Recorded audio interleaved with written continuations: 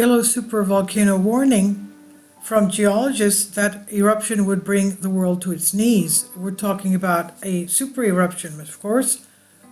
The exclusive from Yellowstone. An eruption at Yellowstone would bring the world to its knees and cause what is known as a nuclear winter, a volcanologist has warned.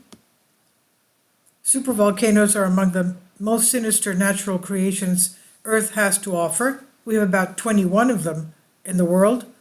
They go one step further than their regular volcanic neighbors in the intensity with which they explode, coming in at a magnitude of 8 on the Volcano Explosivity Index, VEI. It means that at some point in history, more than 1,000 cubic kilometers, that's 240 cubic miles, of material blew out of their lids. Perhaps the world's best-known supervolcano is Yellowstone caldera, a vast crevice in Wyoming, U.S., sitting beneath a sprawling national park. While millions of people visit Yellowstone every year, let's remember it has over 10,000 hydrothermal areas and over 60% of the world's geysers are there. One volcanologist told Express UK about the level of destruction that would take place in the event of a super eruption and the extent to which it would affect the world. The way supervolcanoes might erupt depends on where they are in the world and what their geological makeup looks like. Events range from avalanches of hot rock and gases to extreme changes in global climate. This latter point would result in the eruption at Yellowstone, from an eruption at Yellowstone, one that Professor Christopher Kilburn, volcanologist at University College London, UCL, said would affect much, if not all, of the world.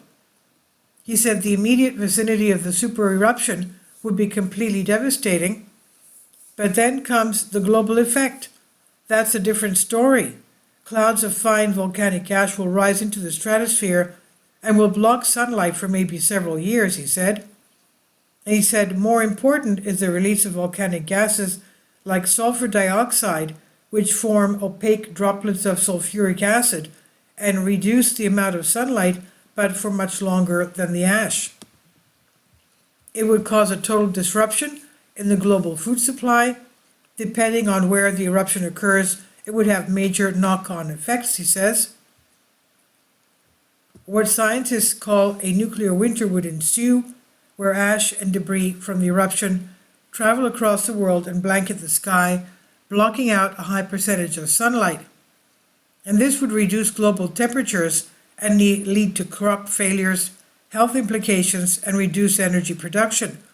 Professor Kilburn says if it happens at Yellowstone, that would have the possibility of overwhelm the global economy because the world's leading economy will be brought to its knees. Many economic repercussions would follow, which would then disrupt trade, food supplies, general activities around the world, and that in turn may lead to other destabilizing effects, of course.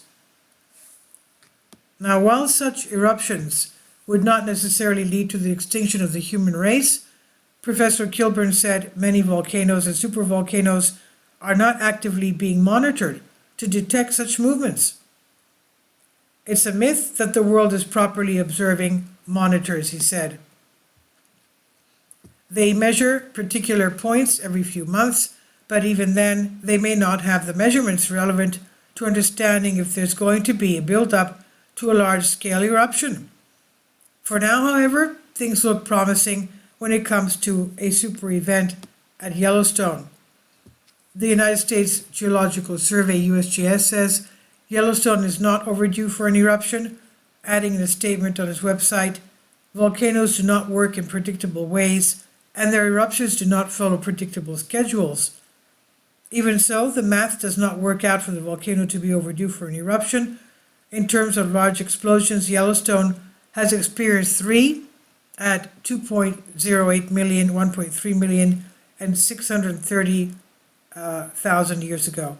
And this comes out to an average about 725,000 years between eruptions. That being the case, there's still about another 100,000 years to go before a super eruption, but this is based on the average of just 2 time intervals between the eruptions, which is meaningless, he said. And this is on Express UK by Joel Day. Please leave your comments, and thank you for your support. Support my Patreon account. The daily posts are 5 videos daily, and they are totally different from what I have on my YouTube channel. Thank you so much for your support and that you find all my content so interesting. You'll find the Patreon account details in the description box below.